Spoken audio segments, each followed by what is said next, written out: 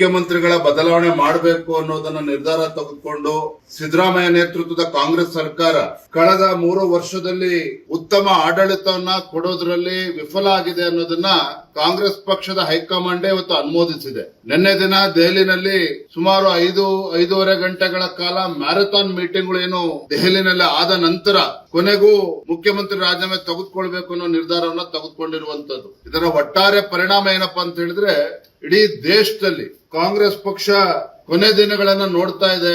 ಕರ್ನಾಟಕ ರಾಜ್ಯದಲ್ಲೂ ಕೂಡ ಕಾಂಗ್ರೆಸ್ ಅವನತಿಗೆ ಹೋಗ್ತಾ ಇದೆ.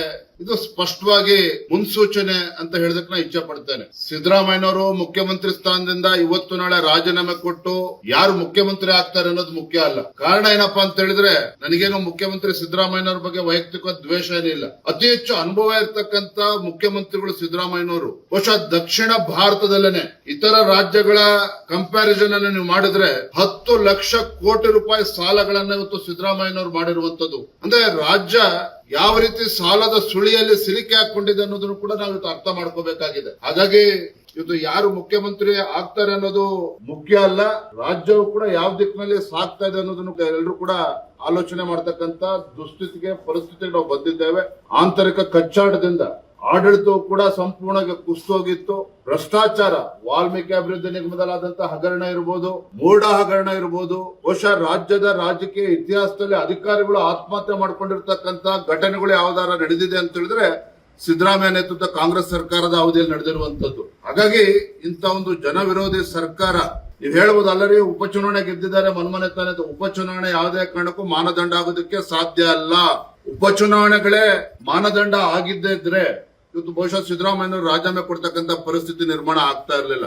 ಹಾಗಾಗಿ ಒಟ್ಟಾರೆಯಾಗಿ ರಾಜ್ಯದಲ್ಲಿ ಅಭಿವೃದ್ಧಿ ಇಲ್ದೇನೆ ಭ್ರಷ್ಟಾಚಾರದಲ್ಲಿ ಮುಳುಗೋಗಿದ್ದಂತ ಕಾಂಗ್ರೆಸ್ ಸರ್ಕಾರ ಕೊನೆಗೂ ಕೂಡ ಕಾಂಗ್ರೆಸ್ ಹೈಕಮಾಂಡ್ ಒಪ್ಕೊಂಡು ಇವತ್ತು ಮುಖ್ಯಮಂತ್ರಿ ಬದಲಾವಣೆಗೆ ಕೈ ಹಾಕಿರ್ತಕ್ಕಂಥದ್ದು ನಾವು ಗಮನಿಸಿದ್ದೇವೆ.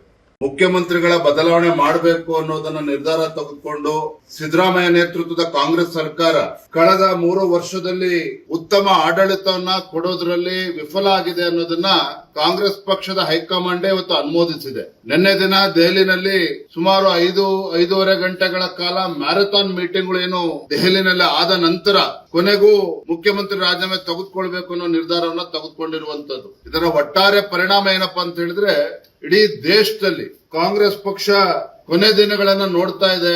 ಕರ್ನಾಟಕ ರಾಜ್ಯದಲ್ಲೂ ಕೂಡ ಕಾಂಗ್ರೆಸ್ ಅವನತಿಗೆ ಹೋಗ್ತಾ ಇದೆ. ಇದು ಸ್ಪಷ್ಟವಾಗಿ ಮುನ್ಸೂಚನೆ ಅಂತ ಹೇಳೋದಕ್ಕೆ ನಾನು ಇಚ್ಛೆ ಪಡ್ತೇನೆ. ಸಿದ್ದರಾಮಯ್ಯನವರು ಮುಖ್ಯಮಂತ್ರಿ ಸ್ಥಾನದಿಂದ ಇವತ್ತು ನಾಳೆ ರಾಜೀನಾಮೆ ಕೊಟ್ಟು ಯಾರು ಮುಖ್ಯಮಂತ್ರಿ ಆಗ್ತಾರೆ ಅನ್ನೋದು ಮುಖ್ಯ ಅಲ್ಲ. ಕಾರಣ ಏನಪ್ಪಾ ಅಂತ ಹೇಳಿದ್ರೆ ನನಗೇನು ಮುಖ್ಯಮಂತ್ರಿ ಸಿದ್ದರಾಮಯ್ಯನವ್ರ ಬಗ್ಗೆ ವೈಯಕ್ತಿಕ ದ್ವೇಷ ಏನಿಲ್ಲ. ಅತಿ ಹೆಚ್ಚು ಅನುಭವ ಇರತಕ್ಕಂತ ಮುಖ್ಯಮಂತ್ರಿಗಳು ಸಿದ್ದರಾಮಯ್ಯನವರು. ಬಹುಶಃ ದಕ್ಷಿಣ ಭಾರತದಲ್ಲೇನೆ ಇತರ ರಾಜ್ಯಗಳ ಕಂಪ್ಯಾರಿಸನ್ ಅನ್ನು ನೀವು ಮಾಡಿದ್ರೆ 10 ಲಕ್ಷ ಕೋಟಿ ರೂಪಾಯಿ ಸಾಲಗಳನ್ನ ಇವತ್ತು ಸಿದ್ದರಾಮಯ್ಯನವರು ಮಾಡಿರುವಂತದ್ದು. ಅಂದ್ರೆ ರಾಜ್ಯ ಯಾವ ರೀತಿ ಸಾಲದ ಸುಳಿಯಲ್ಲಿ ಸಿಲುಕಿ ಹಾಕೊಂಡಿದೆ ಅನ್ನೋದನ್ನು ಕೂಡ ನಾವು ಇವತ್ತು ಅರ್ಥ ಮಾಡ್ಕೋಬೇಕಾಗಿದೆ. ಹಾಗಾಗಿ ಇವತ್ತು ಯಾರು ಮುಖ್ಯಮಂತ್ರಿ ಆಗ್ತಾರೆ ಅನ್ನೋದು ಮುಖ್ಯ ಅಲ್ಲ.